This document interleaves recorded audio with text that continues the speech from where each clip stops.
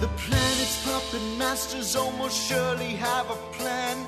There's clearly maybe something there beyond the realm of man. And until you've thoroughly tested every last close-trusted view, I find the more you think you know, the less you really do. That's true, Dr. Zayas. Very well. Where would we be without THC? 'Cause we know they're lying to us, just don't know to what degree. Yeah, where would we be without THC?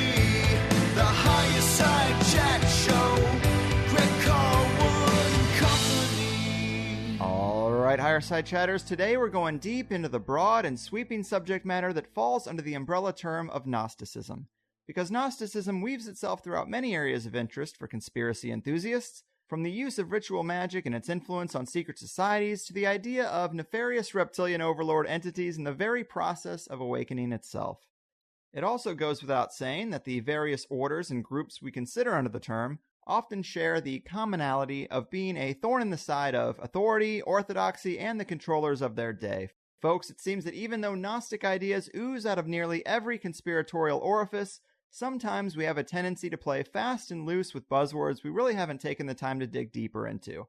So that's what today's about, and if these are in fact ideas that ruffled the feathers of the power pyramid of the past, it would be quite a disservice to only know the cliff notes. So pack your glass and park your ass, because today we got the true pope of Gnostic podcasting, Miguel Conner, here to show us the light. Miguel has been the host and producer of AeonByte Gnostic Radio for several years, interviewing the leading scholars, writers, and researchers in this very niche, and he's extracted much of his guests' incredible insights and compiled two hefty texts entitled Voices of Gnosticism and the recently released Other Voices of Gnosticism. A man my favorite wizard has called a walking, talking Library of Alexandria. Miguel, my man, welcome to the higher side. Oh, thanks for having me, and a wonderful introduction. The Pope of Gnosticism. Blessed are thee, then, or cursed are thee after this interview. Right on, man. Amen. And it is a real pleasure to have you here. You're clearly knowledgeable about this stuff. And while I typically try to avoid religion and theology as much as I can, I sort of make an exception for the Gnosticism topic. A lot of the time, it can feel a little Christian-y, but sometimes it can feel pretty punk rock and rebellious and damn near sci-fi. But it is a big umbrella, and it can be a loaded term. Give us a better idea of what Gnosticism means beyond the 101 understanding, because there really was no group of people that called themselves Gnostics, right? No, not really. Not in their text. The church fathers do talk about these groups that call themselves Gnostics. But again, as far as their texts, they never call themselves Gnostics, and they never used the term Gnosticism. That was invented, I think, in the 17th century by conservative Christians, more as a derogatory term. But having said that, we have to understand that terms like Hinduism and Buddhism were created by Western scholars to create, again, as you said, sort of an umbrella over these foreign religions. So as far as we know, that's happened. So do you want me to tell you what Gnosticism is as far as I can tell? Absolutely. Okay, well, let's do it. Oh, and I should mention that there is a bit of a synchronicity. Today is the anniversary of the release of The Matrix. So I think it's a perfect, the stars are aligned. And for your listeners, I know it makes other people have heard me in the podcast and they're probably getting tired, but I always tell people, look, if you want to know about Gnosticism, a good primer is go watch The Matrix, go watch The Truman Show, Dark City, Snowpiercer, and even the Lego movie. You'll get a good vibe of what Gnosticism is. But as far as people know, or you might say the talking points, Gnosticism was this ancient heresy that broke out from Christianity in the 2nd century. And I would say that the latest scholarship would say, no, that's a simplified way and pigeonholing some people you didn't like and people you had to destroy. So as far as I'll start with the origins of Gnosticism. And that, again, there's great debate with scholars. I think the mainstream scholars still think that the Gnostics came from Christianity in the 2nd century. As I mentioned, they're kind of keeping the same talking points as the church fathers. Other scholars have posited that they are much older, that they might have been breakaway Jews who just got tired of the temple culture, the Roman Empire, and so forth, and just sort of went on their own into far off places to study mysticism and get in contact with higher powers. Some say that they're even older, that they come from a stream of Zoroastrianism, Egyptian lore, and so forth that might have melted together in places like Alexandria. I would say that, and I would agree, and I'll probably mention her more than once, but the new book by April DeConnick, The Gnostic New Age, really makes a good case that Gnosticism is much older because it was never really a religion. It's you might say it's a metaphysical orientation. It's something that's always been in the air, and we can talk about some of the strains of how it all joined up, although it did culminate probably in the 1st, 2nd century AD. But I like to talk about the 4, you might say, hallmarks of Gnosticism, and this really, I think, defines Gnosticism well, and then there's a few other things we can talk about. But the first hallmark is that basically we live in a simulated reality, bad software, as author Sam Criss called it. And I think, as you often call it in your show, the prison planet. Although some Gnostics were a little bit more positive than that. But at the end of the day, all Gnostics agree this is not our home. We do live in an illusion. Maybe the bars are gold. Maybe it's some sort of a surreal nightmare. It comes to it that we don't belong here and we are trapped here by these stellar wardens or cosmic ranchers or whatever you want to call them. And these entities, as many people know, were called the Archons, which is Greek for rulers. And they were headed by the main Archon, who is called the Demiurge. And a lot of people make the mistake because they think Demiurge is Greek for half maker, but it's actually Greek for public worker. And again, we can touch upon the Demiurge if you want. But we were trapped in here and basically kept asleep. And why were we kept asleep? Because we housed something called a divine spark, as the Gnostics called it. It was sort of, it was a shard of the infinite that we shared with an alien god that was beyond all the stars. It was beyond reality. And this alien god had somehow, through some cosmic tragedy or some sort of self-awareness or some breakdown, had fallen apart, or part of his shards had come down here and become trapped in the chaos. And the Demiurge and the Archons that basically feed off of this and keep basically the universe fueled. So that's the second hallmark, is that we actually, again, are really part of this alien god or this supreme intelligence far away from the material domains. The third one is that we can awaken to our supernal origin, who we really are, because we don't belong in this world. The divine spark can ignite.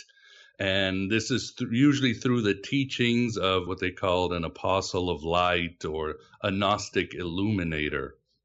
In the Matrix, again, we can talk about Neo as the sleeping person, and he's, again, trapped in this world in some sort of existentialist angst. He's alienated. And you have Morpheus, who serves a part of the Gnostic illuminator. And the Gnostic illuminator basically sort of comes with either teachings or some sort of other stimulation. Sometimes it could be a spirit or a god that comes down and awakens us. But the Gnostics held many different illuminators in their different sects. For example, Jesus was one, Zoroaster, Mary Magdalene. They had a Luciferian goddess called Sophia.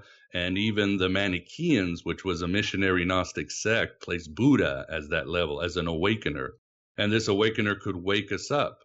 Now, what happens when we wake up or take the red pill, as is the trope? Well, the Gnostics contended that then would come, this was part of the gnosis or divine knowledge, that as we waken up, we can start taking astral flights beyond the world and bypassing the heavenly realms ruled by the Archons and start communing and communicating with this alien god and the forces behind it. And through our awakening, we would start to become divine and awakening. And eventually we would leave to the stars and join. Of course, the Gnostics weren't just sort of these, you might say, aloof mystics, as some scholars have called them. They were sort of Christian bodhisattvas. They felt that if they awakened, they needed to awaken others through these rituals, through these writings, and so forth. I think the Gospel of Philip, one of the Gnostic writings, says, you saw Christ, you became Christ. We were meant to resurrect or awaken or become Buddhas while we were in the flesh through this process of gnosis. So in a nutshell, those are the 4 hallmarks of Gnosticism, and that is basically what Gnosticism is. Right on. I think that's a great summary, and I was curious because it is such a wide umbrella what the commonalities would be, what the connective tissue would be, and I think that's 4 great bullet points that probably unite all these different sects and different groups that we consider under the umbrella of Gnosticism. Yeah, I think you hit it on the head. That's why it's so hard, because the Gnostics were very, you might say, anarchists. They believed they splintered off into different groups who did their own thing, and they were spread out towards the Roman Empire. Then they evolved into an influence, for example, the Sufis, forms of Kabbalah, the Cathars, and a whole bunch of other groups. But you can always find those 4 hallmarks within them if you really look. And even in their rituals, for example, I talked about these rituals, these ecstatic rituals, the scholars have been scratching their head. Well, you had these Gnostics in Egypt who were practicing sex magic. You had these Gnostics in Rome who were doing, the Eucharist at churches. You had some who were dancing, some who were doing mystery religion acts and so forth. So what happens? Well, the Gnostics always adopted, you might say, the cultural context of what was around them. What they saw, if they saw something, they were going to use it, kind of like chaos magicians. They were the first chaos magicians. But the point is, what they were looking for was that experience of that astral flight to leave this world of the Archons and make contact with the alien god. And whatever they could use around them and the kitchen sink, they were going to use it. If it didn't work, well, they'd try something else or find another group or move around. So that's why sometimes it's confusing to peg them down. Like I said, it's more of a metaphysical orientation, and they were never really an actual religion. They broke off in lodges and so forth. They kind of were chameleons who adopted, again, the cultures around them, and they were always pretty much under the radar. Right on. Yeah, that is a great term, metaphysical orientation. I like that. And now, you mentioned the Demiurge, and as you know, Gnosticism comes up in conspiracy circles largely because the term Archon seems to be the nuanced hipster term for reptilian, thanks to guys like David Icke. I mean, how fair of a representation is that? I would say it's probably not fair at all. Although, I have nothing against the otherness, finding out that we have shadow enemies, but of course I'm never going to peg them down as this or that. That's not where I am right now, or I think we should be. But I think the issue is what made the Gnostics so radical is that you have to remember that in ancient times, everything was connected to the gods. I mean, you had the great chain of being or the astral bureaucracy of Confucius and so forth. And you had the gods sort of streaming down, and the kings and the prophets were all earthly representatives. And this was with the Greeks, the Romans, the Zoroasters. And in fact, you could make a case that it still goes on today because everybody, politicians think God put them there, and mullahs and so forth. Mm-hmm. And the Gnostics, when they came out and said, whoa, first time in history, they said, look, the gods are crazy, borrowing from the movie. The gods are insane. They're deficient. So therefore, everything that flows for them, including into our earthly representatives, is a sham. It's deficient. It's basically twisted. And that was extremely radical that some mortals 2,000 years ago would take a stand against the supreme gods of this universe. And the Demiurge, which is interesting, is the Demiurge was a very holy figure. If you read Plato's Timaeus, the Demiurge is sort of the guy that we have the one, the ultimate source, which the Gnostics borrow from. The Demiurge sort of ordered the universe and made sure that it ran well, like a clock, something like that.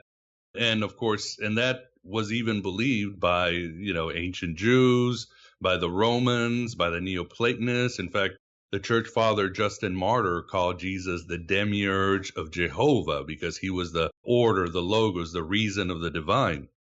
The Gnostics came and said, no, this guy, this Demiurge, who's sort of, the big architect, you might say, of the Freemasons, he's insane, he's demented, he's demonic. And then they said, well, what about those who work under him? And they called him Archons. remember, or you have to know that the Archons was Greek, again, Greek for ruler, and this was sort of a title. It's like calling somebody today a judge or a president. It was an honorific title in those times. And the Gnostics sort of twisted that around and made the Archons part of his demonic contingency, if you want to call it that. They're not, I think in one instance, in one of the texts, an Archon is depicted as reptilian, but for the most part, there were these hermaphrodite beings, pretty much omnipotent, who did have, bestial faces like lions and so forth, but it was varied. And of course, this is more symbolical than anything. A hermaphrodite in Platonic times was just a being that was really very powerful. And, the beast faces represented their different, what they were in charge and what their personalities were.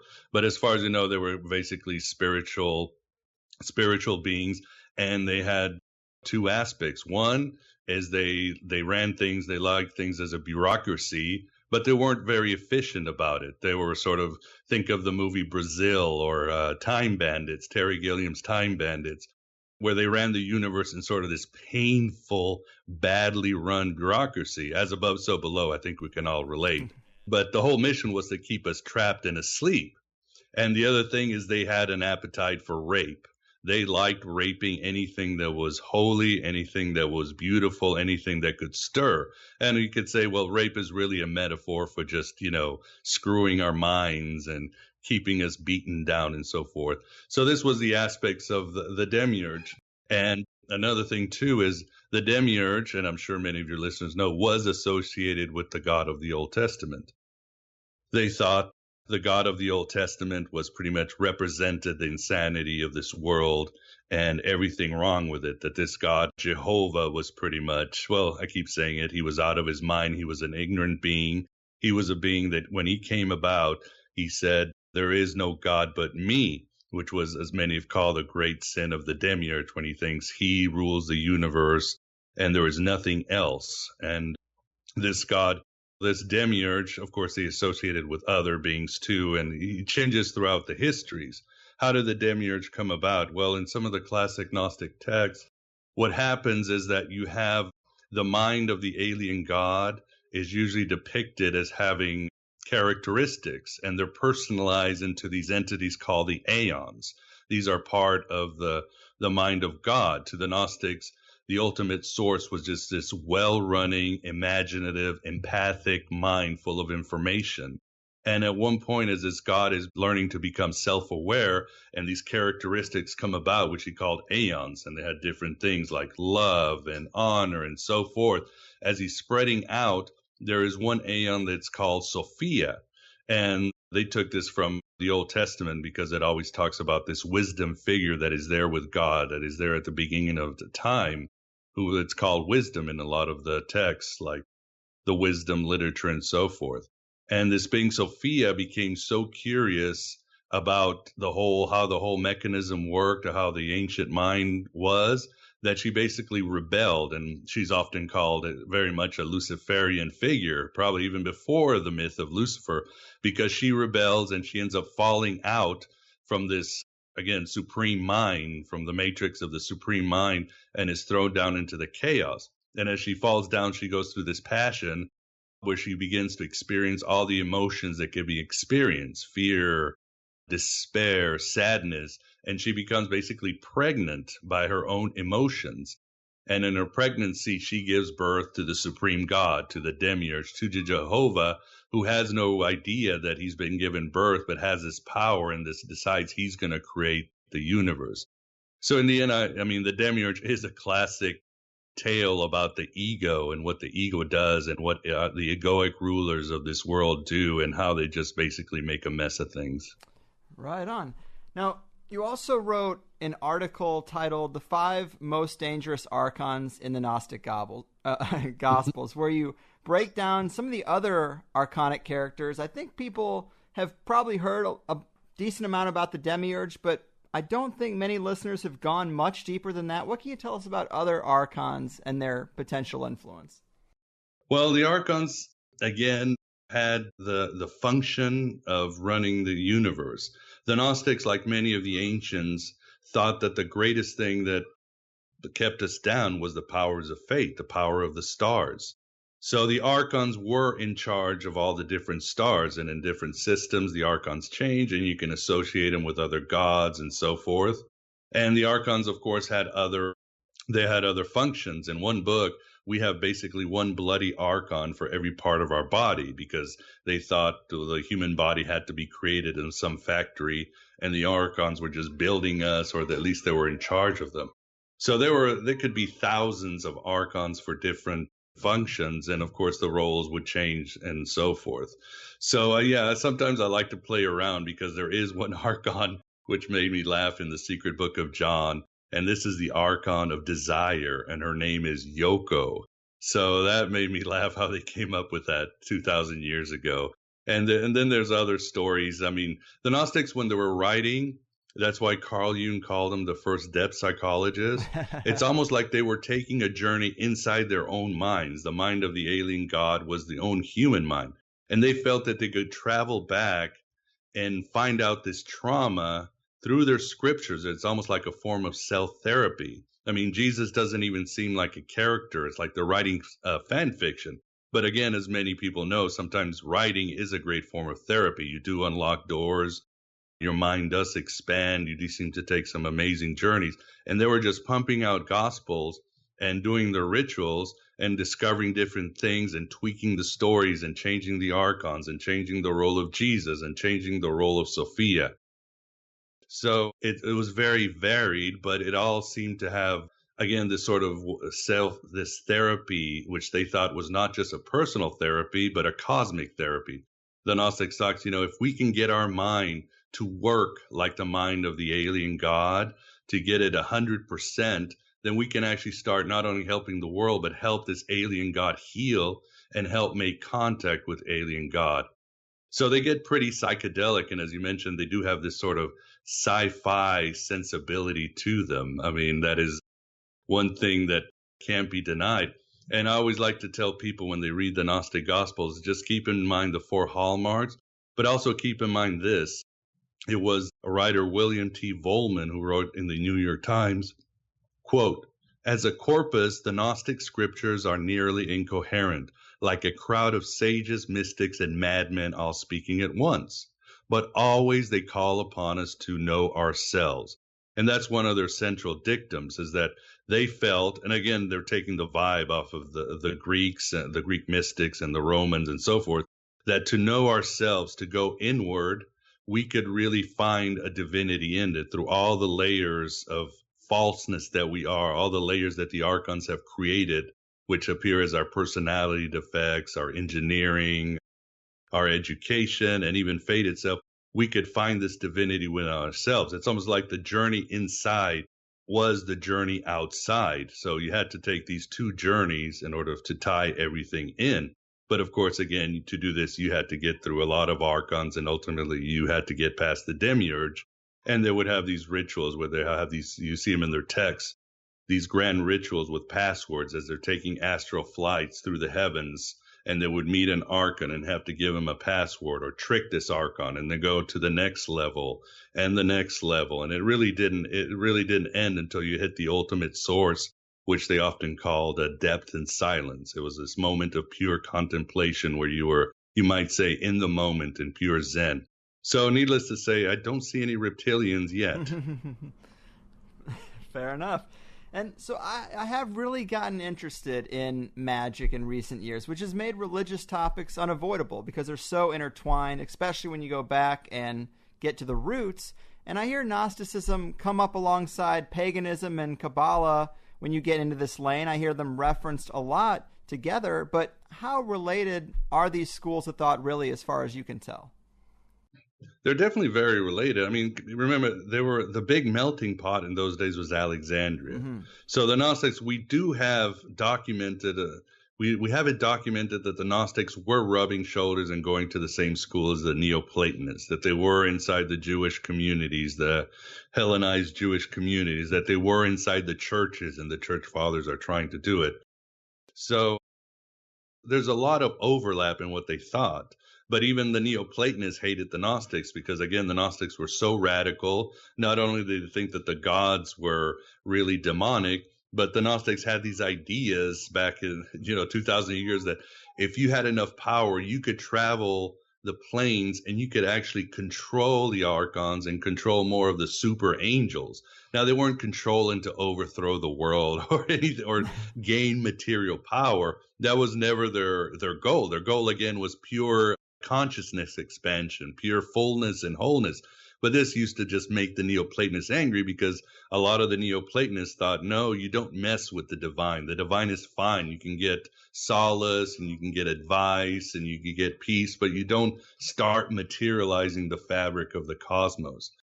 You might say they were doing theurgy back then, and they were doing a lot of magical rites. I mean, we do have instances where they're putting on animal masks and dancing around. There's instances where they were taking sort of this entheogenic wine and going into these altered states, and they were all over the place. I mean, one thing I know I say astral fights, and I think I mentioned that they were sort of shamanistic. And today there was an argument on Facebook, and somebody said, I'm a shaman. And somebody said, and somebody posted, no, you're not, because that's appropriation, because the shamans were from Siberia. And of course, it's got into this big argument about appropriate, when to call somebody a shaman and all that, and both sides were at it. I can honestly say this does work for Gnosticism, because the Gnostics were called by a church father and by others, they were called sons of Pythagoras. And it's documented that Pythagoras was deputized by a Mongolian shaman. He was taught this ancient art of going into the spirit world and taking astral flights. And this art was handed down through the Greek philosophers and to the Gnostics. So when I say, well, the Gnostics were shamans, I think I can actually make a good argument that they are, and that they're not appropriating something.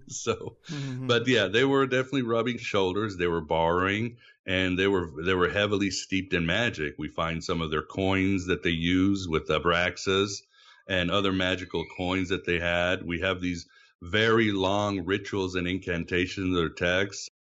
We really haven't found out what they meant, but they definitely were doing, we don't know exactly the rituals are, but they were doing rituals, and a lot of them are sort of using vowels and chants and calling on these magical names, even on the name of Jesus, to get things done. There's even some parts where they even have a snoring sound. They're doing this magical incantation. Then they're making these snoring sounds like, and it sounds weird, but as some scholars have said, they were going into a trance, and falling asleep or halfway falling asleep was part of how to, kick in that altered state of mind. Mm-hmm. So yeah, they were definitely into magic. Yeah, people you interview, they seem to agree a lot of the time that the practitioners themselves, because we mentioned they didn't really call themselves Gnostics, it seems like the scholars are saying that most of these people would consider themselves Christian, and that seems just weird to me because the subject matter almost seems anti-Christian, or like the 180 flip of Christianity. It seems weird that they do use some of the same characters, even if they look at them differently, that they would consider themselves part of that faith. Yeah, I mean, again, they were sort of absorbing what was around them and what worked. Yeah. And Christianity back then in the first century was a very radical religion. I mean, they were kind of shocking the pagans with their stories of drinking blood and doing all this sort of weirdness.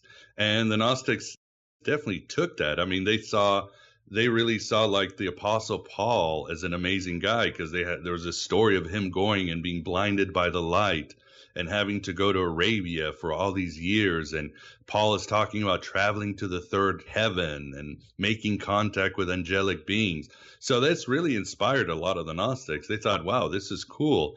And Jesus became, again, sort of one of their exemplars, not so much to worship, but to kind of write fan fiction, to base their stories, to model their stories, and again, to sort of draw upon his powers. We have papyruses with somehow the name Jesus, which meant Yahweh or Yahweh saves. They thought that it really had some magical powers that it could draw upon. But they weren't all just Christian. And in fact, You have the Hermetics from also at the time in Alexandria, who were their cousins, who were pagan Gnostics, and they drew from sort of the ancient Egyptian lore. You had a lot of the Gnostic texts are sort of non-Christian. They seem to draw upon Zoroastrianism. In fact, one text talks about this mysterious book, the Book of Zoroaster, that nobody knows, that nobody's heard, but they do mention it. They do go non-Christian in a lot of their texts, but they really found, they just found a lot of inspiration in that sort of early Christian vibe when it was so vibrant and it was so elastic, and it was just interesting to them. Man, the more I hear about that time window, the more I hear people talk about it, it just seems so wild that there's so many different groups in this pretty wide span of time that are getting into magic, that have their own rituals, their own practices. They seem to be like everywhere. And I think of Alexandria as just like this big breeding ground, this like farmer's market exchange of all these different magical ideas. It seems like such a hard task for a group like the Roman Catholic Church, I guess, to put that toothpaste back in the tube the way it has been done. Yeah, or just appropriate it. Yeah, I'm using that word because it drives me crazy. But yeah, no, I think the church definitely appropriated a lot of the magic, the whole idea of the saints and all the rituals. I mean, it seems the Mass itself is a form of spiritual alchemy that goes back to the mystery religions, the idea of eating your God and so forth. I mean, the church wasn't stupid. They know good marketing when they saw it. They just simply had to appropriate it and get the marketing in there, make sure that the experience that everybody could have individually now just came through the church. That's how you got it. And of course, get rid of all the competition. But Alexandria was an amazing place. I mean, you had Buddhist monks we have documented Buddhist monks were visiting there.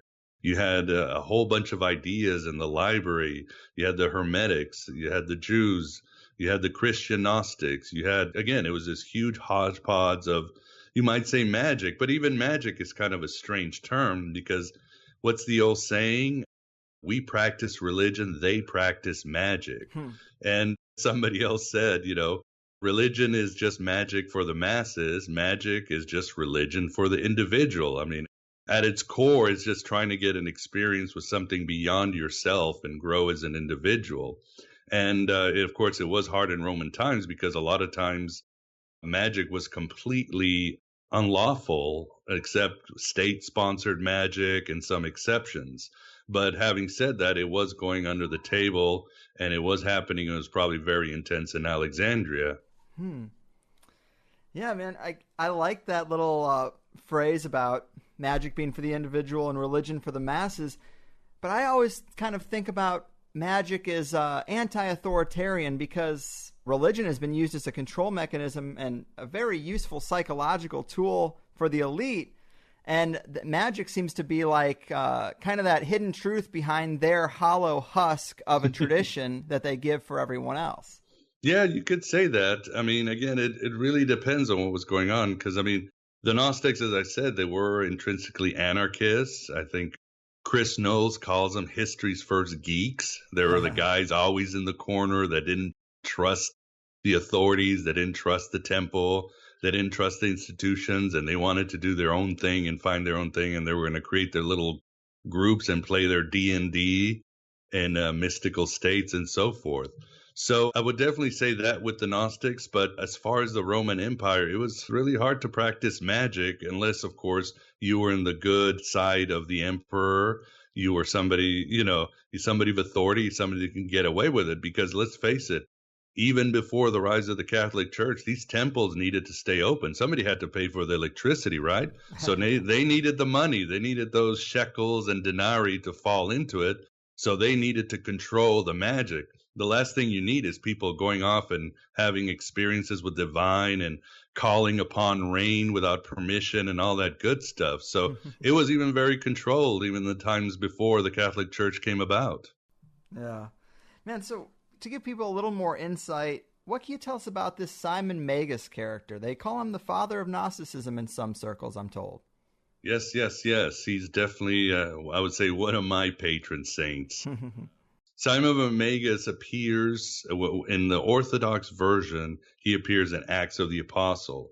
And it's a very interesting story because this is where the church fathers sort of give it away, because one of the things the church fathers always said, and scholars say, is that Gnosticism didn't start till later, 2nd century, maybe even later. Christianity first came out. But what you have in Acts of the Apostles is you've got the Apostle Philip. He's walking around, I think, in Samaria, and he runs into Simon Magus, and he's doing all these magical things. He's just doing miracles and really cool stuff. And he just comes up to him and he says, wow, I like you. I like the cut of your jig. You're awesome. And he says, why don't you come meet my band of brothers over here? And Philip takes Simon Magus there, and he ends up pissing off Peter and ends up ostracized, according to Acts of the Apostles.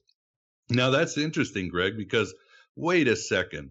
If the apostles are there and Simon Magus was already like a main magician, that makes Simon Magus a contemporary of Jesus. So they sort of give it away there. And who was Simon Magus? Well, the church fathers called him, yes, not only the father of Gnosticism, but they called him the father of all heresies. They thought that all evil, he was the Pandora box of all evil that came out in their times, in modern times. And he was very much despised by them. And we don't really know much about the story. There's a lot of tales that we see. According to the Simonians, or his community, and some other stories, he was again sort of the incarnation of the alien god that came down to Earth. Why did he come down to Earth? Well, remember I talked about the myth of Sophia, the fallen wisdom of the alien god. In the Simonian myth, you have these rebellious angels, the Archons, and they sort of steal her once they see her, and they bring her down to Earth, and they cast her in a material form. And she reincarnates through time as the way of the Archons to hide her from the alien god. And she was once Helen of Troy and all these beautiful women. Then she becomes, in this last incarnation, this woman called Helen of Tyre. And Simon Magus comes and meets her, and together they sort of join and they become, again, truly powerful. And in their human forms, they're sort of wandering around, again, becoming Gnostic revealers, trying to awaken the rest of humanity, trying to get their divine spark away. So that's one of the tales of Simon Magus. There are other tales you have, and in most of these tales you have in the Pseudo-Clementines, you have these really amazing magical battles between Simon Peter and Simon Magus. Usually in these battles, well, of course, because it's written by the Orthodox, Simon Magus loses. But so there were a lot of stories going on, and Simon Magus, we don't have anything. There is something called the Great Declaration that he wrote that's been reconstructed because some of the church fathers like Epiphanius kept track. But we really don't know much about him when it comes down to it. Again, we know he's sort of the font of all heresy and everything, and he's sort of an overlooked character, because when you get into occult circles, they're always talking about, oh, well, there's Solomon and there's this, and then they jump over to the Neoplatonists and the magicians there, and then we move through history, and we've got the Hermetics, the Hermetic Revival and the Renaissance, and Giordano Bruno and John Dee, and most forget, I think, really how powerful and how intriguing Simon Magus is, because not only was he this great magician, very powerful magician, and who scared the hell out of the church, but he was also, as some have said, the first person to really stand up and say, in literature, to say, no, the gods are false, all their institutions are false, come my way, I got something better. Now, some have said that Simon Magus is really just a cipher for Paul, because, well, there's a lot of clues that show that you see a lot of parallels between the Apostle Paul and Simon Magus, but not all scholars, so I say a minority of scholars really accept this or believe this, but he could easily be a cipher for the Apostle Paul. I love it, man. Now, because there are so many, I'm curious, do you have a favorite sect or group that you find most interesting or unique? The Cathars, the Sethians? Would it have to be the Sethians? To me, I always call the Sethians, which I borrowed from a friend, I call them the punk rockers of the ancient time, because they were really you might say, at least when you read their script, they were really surly and existentialist and pretty hardcore. I mean, some of their scriptures are not just sci-fi, but they border on pornographic. And they were the ones who basically made no excuses and made no compromises. Some of the other Gnostic sects, including the Hermetics and the Valentinians, sort of gave the Demiurge a pass. He's misunderstood. He'll get there and so forth. But the Sethians, there was nothing about it. He was evil. This world was evil, and everything had to go, and we had to get the hell out of this earth. And they're the ones who really promoted the myth of Sophia, the myth of the Archons, and other things. So I really like the Sethians, and people always go, well, God, man, these guys are so negative and all that. But for me, I always thought that the Sethians and some of the other hardcore Gnostics, it's really the most positive message, because as you know, as somebody who's in recovery, I myself am in recovery, I believe that it's only when you realize how bad things are, that's when you're actually going to start doing something about it. That's when you really get the joy in life. When I said, I am really at the bottom of a hole and I need to stop digging and I need to start looking up to a light, to any light. And that's when I can really start doing things. And that's when the true journey of joy starts. And I think that's what the Sethians were doing. They said, look, this whole place is complete darkness, complete hell. It's a manufactured nightmare that we're living, this bad software. So we need to start looking for those little sparks of light. We need to look into the abyss until we find that little spark of light, those little cracks, and we need to start climbing out of here and start waking up other people. Because unfortunately, that's the life. Sometimes people get excited because they want to change the world or help others. But then, oh my God, I got to get the new iPhone. Or, oh my God, there's something on TV. It's only when we know how bad things are that we'll actually roll up our sleeves. And for once, I'll do that. And I felt that the Sethians were that group, and they sort of inspire me whenever I feel, again, like, well, maybe I'll check my iPhone. Maybe things aren't so bad. Maybe I'll just make the best of it in this universe and nature is fine. It's like, no, you can't let the foot off the pedal, because if you do, those Archons will make you fall asleep. They will bury you in bureaucracy. They will find ways for you to become ignorant or part of the system, because they don't sleep and they're going to get you at the end. I mean, that's how the game was, and that's why I really like the Sethians. Fair enough. Cheers to that. And not to put any specific people on blast, but what do you think about guys like David Icke or John Lash or Jay Widener, these guys who talk about Archons and the prison planet concept in conspiracy shows, and almost in some cases make it seem like there's some type of conscious connection between the top of the human power pyramid and potentially some ethereal capstone? I mean, how do you feel about the way Gnosticism is typically represented in conspiracy circles? Is there anything that you think needs correcting or smoothing out? Honestly, I like their work. I do like I like their thrust. I like how they're taking, like you said, it starts with the humans and it goes into metaphysical realms, probably beyond. I think they get that right. I like they have the same sense of paranoia that the Gnostics were accused of, because the Gnostics, they saw a conspiracy in every rock. They saw a conspiracy in every institution. They were just always sort of jumpy. So I do like that vibe. I do think they get a little literalist at times, like David Icke. I don't think they're reptilians. Like I tell people, it's like you can't really settle upon an image because you're sort of limiting yourself. I know that's hard to explain, but there's a quote in the Gospel of Philip, which is a Valentinian 2nd century Gnostic quote. And it goes, "Truth did not come into the world naked, but it came in types and images. The world will not receive the truth in any other way." And to me, that's a very powerful passage, because it also reminds me of Whitley Strieber and his work, like his last book with Jeffrey Kripal, Supernatural, and his other works, where he goes around and he's saying, hey, I never said these were aliens. I'm saying this is an otherness. This is an other form of intelligence that's out there that is so beyond us that we basically, it's going to appear to us, again, how our culture and how our programming is, how these beings or this otherness is going to appear to us. And the Gnostics would certainly agree, you got to go beyond the image into these unknown truths. So to me, it always seems limited that you're going to stop at aliens or you're going to stop at lizards and all that. Like I always tell people, if you want simple answers, then you're going to live a simple life. If you want certain answers, you're going to live a certain life.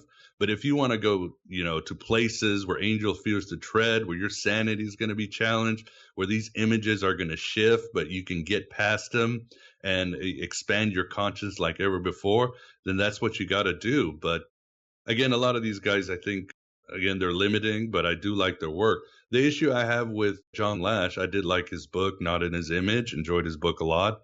But as others have told me, I'm not a scholar, but I have talked to Coptic scholars. I like to hang out with scholars so I can learn. I have a lot to learn. But they tell me that Lash does take a lot of liberties with his translations. He does his own translations. And a lot of things end up just not jiving that well. I mean, I don't think his benign view of the world, that's something that the Gnostics would have not accepted. They thought the world was suffering and there was divinity in this world, but as a whole, the system was evil and meant to destroy you, or at least it had his own agendas. So I think Lash I think he drops the ball in that way. But other than that, I like their vibe, I like their thrust, I like their paranoia, and I like the fact that they keep the ball moving forward. Fair enough. And it is interesting. Some people are saying that they think the whole alien motif is a kind of cover for spiritual entities. That seems to be the more nuanced view in these circles than it was, like, say, in the 90s. Yeah, I would say so too. I mean, I've had an extraterrestrial experience, but again, I draw from Whitley Strieber. I don't try to settle and say this is from planet and these are the grays and these are the whites or anything like that. All right. I try to see what is going on inside me, what's happening in my inner world, and can this help me expand my consciousness? And I'll just wait around for the next time this other intelligence decides to download some information into my brain that will show up as images around me. But yeah, the alien, it's great, but again, it's not something we're going to figure out. And so you might as well continue on this wonderful journey of adventure. I mean, isn't that what they always say, that people who have alien abduction experiences become really good people? They start helping others. Their lives are completely transformed, and they're not so much worried about being obsessed with finding the next alien encounter and so forth. So I think that's the thrust I would have. Yeah, that is really interesting, and it kind of touches on another question that I had for you, which is kind of a weird one, I guess. But what do you think about the idea? I've heard some people pushing that Jesus wasn't ever a physical guy, but just a channeled entity, because like you said, those messages do kind of parallel what weird paranormal experiencers of today seem to say the message is. No, I would definitely would agree with that one. I mean, as people who listen to AeonByte Gnostic Radio know, and from my writings, I fall more into the mythicist camp with Acharya S. and Robert Price, Joe Atwill, and some of the others, which I think Jesus is more of a myth. And I don't mean like a myth with a small m, but a myth with a big M. A myth as in this, you might say, cosmic power, this great archetype, this sort of, this great spiritual energy that we can use in different ways. And the Gnostics, since they were writing so many different versions of Jesus, again, it was like their fan fiction. He was like their Batman. It's like, in this story, he's doing this. That story, he's doing that. In this story, he's teaching this. It became sort of their inner projection of what they wanted to do. So in that way, I don't see Jesus as a historical figure. It's not something it's not my dogma. I don't really think much about it. I just try to look at the stories and find inspiration from these stories, as I do so many other characters. I mean, you might say, Atticus Finch and To Kill a Mockingbird never existed, but that's a much more inspirational character than most religious figures you'll find, real or not. So that's where the inspiration happens, and I think that's where the true power is. Yeah, man, I do find it really interesting the way they seem to play with the characters of the biblical story. And there are some insightful lessons in texts like these, but like you mentioned, it's kind of similar to comic books, or that kind of approach, that fan fiction approach. And it, from your perspective of someone who's spent so much time in this, it takes hours and hours and years to really digest these texts and become knowledgeable about these ancient sects. It's a hell of a rabbit hole. I mean, what value does it have to you? What do you think are the most important things you've gotten out of this epic study of really just these, I guess, forbidden gospels in a way. Yeah, I mean, I think as April DeConnick wrote, the Gnostic Gospels didn't become forbidden. They were forbidden from the very start. They were something so radical, and they're even radical today. I mean, for somebody to question the gods and the representatives and the whole state of nature, that's still pretty radical. Even in occult circles, that makes people really uncomfortable. It's like, oh my God, you're messing with Gaia and nature is so wonderful. It's like, yeah, okay. Yeah, or whatever. But it was very radical. And to me, it was, again, that sort of amazing rebellion. It's like, when I was younger, I went through my hippie stage. And sometimes I think, well, maybe Jan Irving and Jay Dyer are right. This was completely manufactured because the hippies, they just sold out and became lawyers and politicians and the people that are causing the trouble today. And I was the same way. I was younger and I was like, yeah, I'm going to listen to Megadeth and Rage Against the Machine and fight the power. Man, it's almost like as soon as I got out of college and got married, I just went into 9-to-5 job, pay my bills, vote. It's like, what happened to me? How does that happen? It seems to happen why is it so easy for people to sell out in this world? Why did I sell out? Why did my uncle and my aunt, the hippie, sell out so quickly and everybody's miserable?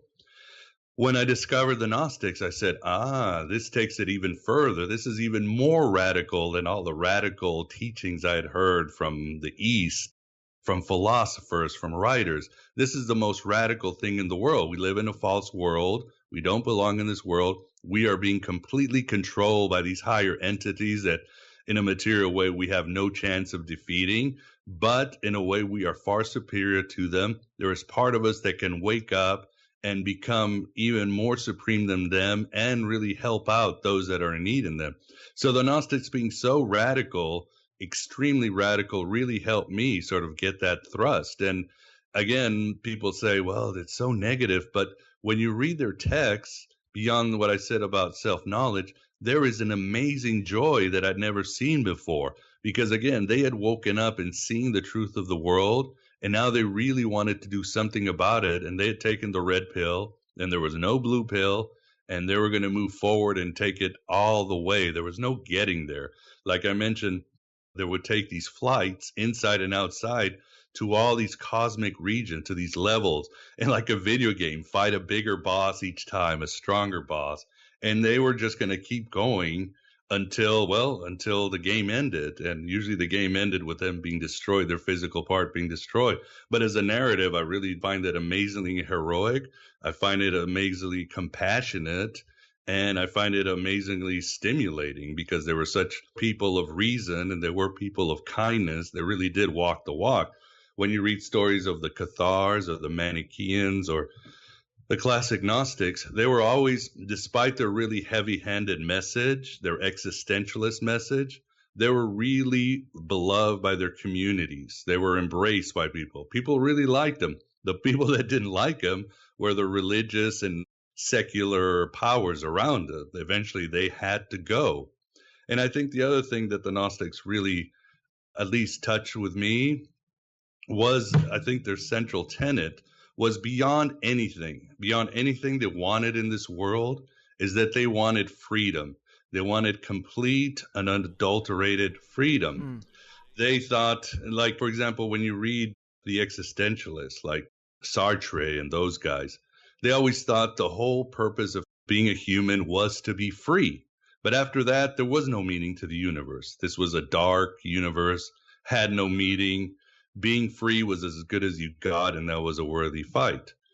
The Gnostics took it one step. They were sort of the positive existentialists that you find in Colin Wilson and some other thinkers. They believe, no, the ultimate state for a human is to be free and then to find meaning in this world, because it's a busy universe with a lot of spiritual entities and a lot of amazing places to go.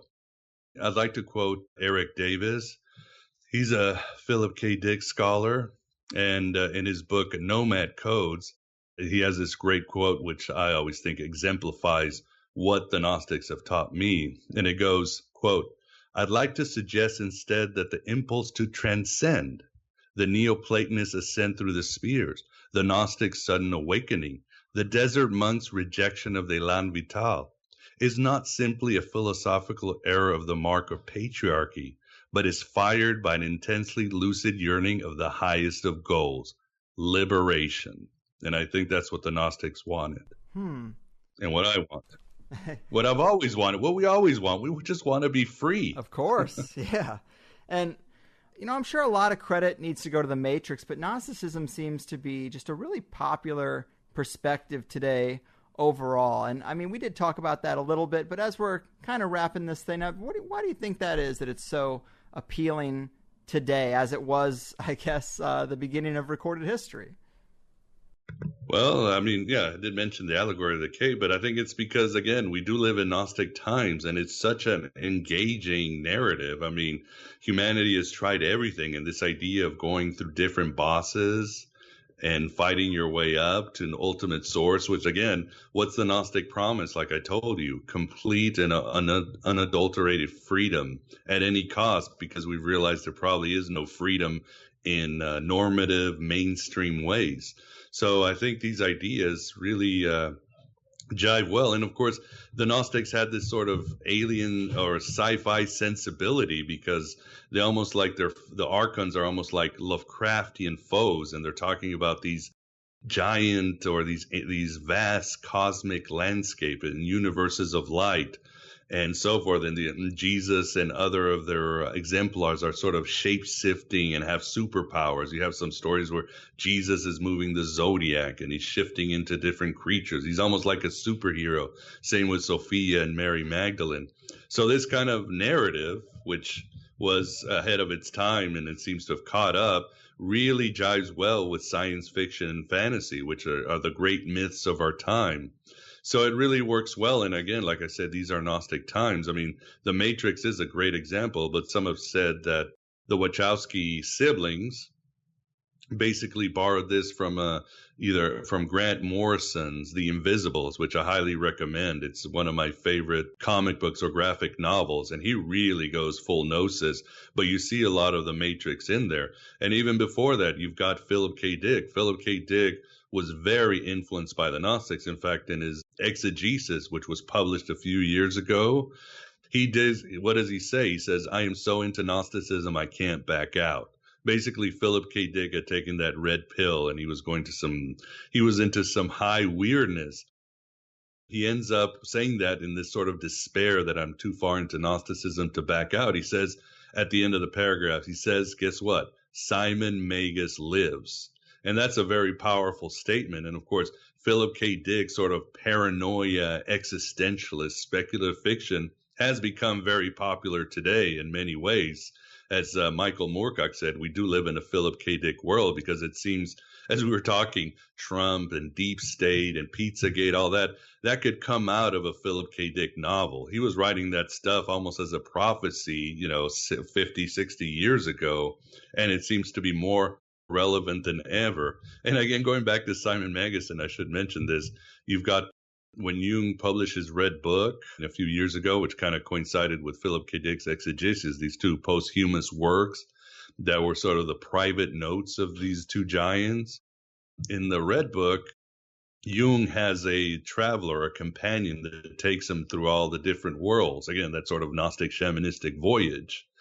And his name is Philemon, but there is a note at the end of the book where Jung admits that Philemon is really, Simon Magus. So in a way, I think Simon Magus has returned. I think we do live in very Gnostic times, and it does translate very well into stories. I was thinking of the flat earth when I'm seeing all this flat theory, and I'm thinking of that movie Dark City. Have you ever seen it? It seems that's right out of it. The moon is fake, the stars are fake, and we're in sort of this dark, flat planet with these creatures playing with us all the time. Boom. Gnostic times indeed. Miguel Conner, going deep for sure. Let's give the listeners some resources. Of course, we have your work and your synthesis. Maybe give the people a few of your favorite Gnostic scholars or teachers, and of course, remind the people where they can find your show and get more of what you got going on. Certainly. Go to my website. That's where it starts, thegodabovegod.com. And there you'll find all my resources. You'll find my various books, including my fiction books, social media, my articles, and of course you can subscribe to my podcast, AeonByte Gnostic Radio. And I have listing and resources all there to start your own heretical journey if you so choose to take the red pill. As far as what's out there, I'd say if you want to really understand Gnosticism, I do like April DeConnick's new book, The Gnostic New Age, although there's a lot of good works. Again, I would say read Grant Morrison's The Invisibles, read Philip K. Dick's Valis, watch The Matrix, watch The Truman Show, Snowpiercer, the Lego movie. Yeah, watch Westworld. There is a lot out there. I mean, I think at the end of the day, the best thing you do is you need to start writing your story. You need to start, what did Stephen Heller? He's a Gnostic theologian, but he's also a scholar. He says any serious artist is already half a Gnostic. Huh. I think as an artist, once you start digging into reality, once you start going in that journey inward, and you start playing with reality through your art and your expression and your invention, you're going to start hitting some Gnostic notes sooner or later. The question is, how far do you want to take it? At the end of the day, it's simple. Do you want to be free, or do you want to be where you are now? A slave. What does Neo say? You are a slave, trapped in a prison that you cannot touch or taste or smell, a prison of your own mind. Touché. Not much of a choice when you put it that way. But awesome, man. I am really happy we got to do this. You're doing some great work. I do get those very icky feelings about orthodoxy and conventional religion, but Gnosticism seems to be that spoonful of sugar that helps the medicine go down, and I appreciate it more and more. Thanks again, man, and take care of yourself out there. No, thank you, Greg. You're doing great work, too, and I really appreciate it. Rock on. Fucking A. Rock on indeed. Thanks. All right, people. Were you not entertained? Miguel Conner, the true Pope of Gnostic podcasting. So glad we were able to do this. I feel like we really did get a crash course in Gnostic scholarship, and that's pretty cool, right? Obviously, no one can say they're an expert just from listening to this, but maybe we do have a little higher level understanding than we did previously. Miguel is just a fun guy anyway, so I am glad that I'm getting to know another good podcaster in the alternative space. And his other Voices of Gnosticism book is definitely pretty good too. I know when I had talked to Isaac Weishaupt in the Star Wars show, he had said that he was a Christian, and I made some comments about Gnostics and certain elements of magic, and how it did seem to apply to a lot of people who considered themselves Christian. So rather than the perspective that magic is not something Christians should play with, it's actually a restoration of the very roots of your faith. Perhaps. What do I know? But people wrote me and they were like, what the fuck were you getting so high and mighty about Christians for? And honestly, we had just recorded this show and it was fresh in my mind, and I was just saying. But I think some of the Gnostic ideas and attitudes that we talked about could probably apply to a lot of us. And it's cool just to know more about groups that were a problem for the authorities of the past. And we shouldn't let them fade into obscurity. We should know about those people, right? The kind of people you have to want to learn about, because they're not making a Netflix series or a Broadway musical about them anytime soon. Although that would be pretty sick. But my point is, it's cool to have episodes that I feel make us all a bit more educated on an alternative topic a little more deeply, even if it doesn't relate directly to how we're being fucked. Is that fair? A good non-partisan, anti-partisan even, episode for very polarizing times. Look to the Gnostics, people. So if you like the first hour today, you know you'll learn a lot more in the second. Sign up for the Higherside Chats Plus at the HighersideChatsPlus.com and get the second hour of all these here Higherside Chats episodes. In this particular one, we talked about Gnostic influence on Crowley and Thelema, the occult belief systems of the elite and how better to describe them, the elite's use of magic, the witches' coven that put the binding spell on Trump. We almost made it through a whole episode without talking about Trump, but what fun is that really? We also talked about the history of manipulation and suppression of various Gnostic groups, and looking at the most remote cultures for a glimpse into the uncorrupted traditions. Talked about Buddhism and the Dalai Lama dilemma, portals, overlooked characters and stories in Gnostic narratives, and of course, HBO's Gnostic tale that is Westworld. And in positive news, I can say I'm getting caught back up now. Several good shows in the can. 2 more great episodes coming out before the end of the month. And I'll see you then. Do check out the t-shirts at the HighersideClothing.com, or you can get there by clicking shop on the typical Higherside Chats website. But there is a great lion-headed snake Archon control design that I think people would be really into if you liked this show. And all the designs at the Higherside Clothing, of course, are as deep and rich as Miguel's voice, if that were even possible. The guy's officially an adult man. I am working on it, and that's why I got to get out of here. I will see you soon. Check out AeonByte Gnostic Radio if you want to dig deeper into my man Miguel's show. And keep your pimp hands strong, people. Your move, Archonic Overlords, mind parasites of the elite, and suppressors of the path of true Gnostic spiritual alchemy. Your fucking move. Oh no, you see, the world isn't random, it's attached to puppet strings, control over everything. The 9 to 5 is trying to steal ya, now don't that job seem silly? Hello, can you hear me? Or should I play back recordings from some spying agency? Wish we were younger and free.